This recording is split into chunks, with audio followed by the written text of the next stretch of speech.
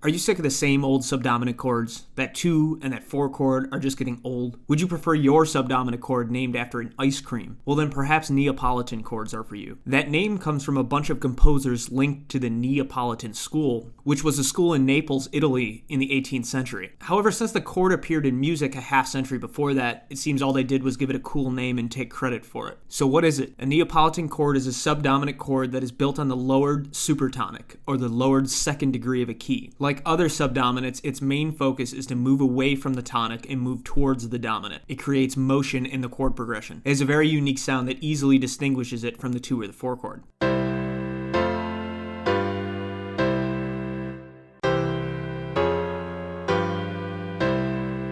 It's almost always seen in first inversion, and thus there's a minor sixth interval between the root and the top note, and this is where it gets its full name of the Neapolitan sixth chord. So how do we find it? There's a few different ways. The first is to move up a half step from the tonic of the key and build a major chord off of that note. So in the key of C, we move up a half step to D flat and build a major chord on that D flat. In the key of A, we do the same and build a B flat major chord. Then we put these chords in first inversion, which means to take the third and put it in the bass. The other is to take the 2 chord and lower the root and the fifth of that chord by a half step. In C major, the 2 chord is D minor, D, F, A, lower the D and the A, and we get D flat major, D flat, F, A flat. Another way to think of the Neapolitan chord is through the Phrygian mode. The Neapolitan chord naturally occurs within the Phrygian mode. If we convert C major to C Phrygian and then take the 2 chord, we get D flat, F, A flat. A very famous example of the Neapolitan chord is in the Moonlight sonata in bar 3. The key here is C sharp minor. Measure 1 is all the 1 chord. Measure 2 is still C sharp minor, but the bass walks down to a B. In measure 3, the first half of the measure is A major, and then we move to a D major chord with an F sharp in the bass. This first inversion triad serves as the Neapolitan chord in that measure.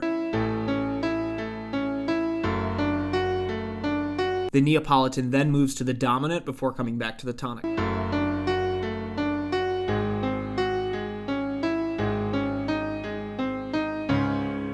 Does the Neapolitan always have to be in the first inversion? Not always, but we do run into some voice leading issues if it isn't. Here's an example of a typical resolution. The top voice encircles the tonic and the bass moves through a typical 1-4-5 progression, giving it its unique sound. But here are some of the issues that you can run into. This first example has very awkward voice leading in the top 2 parts. The alto has to leap a tritone down and then up, and the melodic contour is not really good in any of the parts. The second example has parallel fifths between the bass and the tenor, and again the melodic line in both the upper voices is strange. And in this example, if we try to keep the top voice encircling the tonic like a typical Neapolitan would, we run into issues of parallel octaves between the top voice and the bass. All of these things in classical voice leading are considered a no-no. This doesn't mean that they were never done, but they were avoided for the most part. However, there's plenty of great music that does use this chord in root position. Use whatever sounds good to you. Just be aware of the aesthetic you're going for. So is that it? Is that all it's good for? No, there's a couple more things that we can do with the Neapolitan chord. It is highly typical to move to the dominant after this chord, but of course there are composers who just refuse to follow the rules. Schubert is a typical suspect of this. In his piece The Elf King, he uses the Neapolitan chord in an atypical way. He moves to the Neapolitan and then hangs out there for a while. He quickly tonicizes it with the diminished 7th chord and then moves to its correct inversion before moving to another diminished 7th chord and then moving to a 5-1 progression. This makes the key highly ambiguous but makes for a cool effect. In minor keys, we can tonicize the Neapolitan chord briefly from the natural 6th chord that appears in minor keys. The 6th chord acts as a secondary dominant that leads to a very unique sound.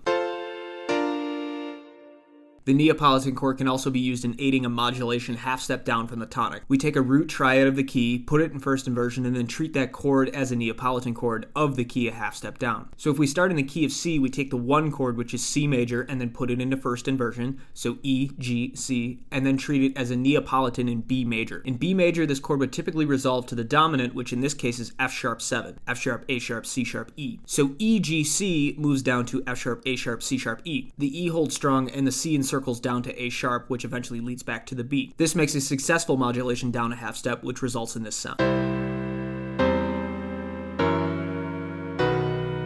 This cycle of modulation can be repeated over and over again to constantly modulate down a half step, which makes for a really cool effect.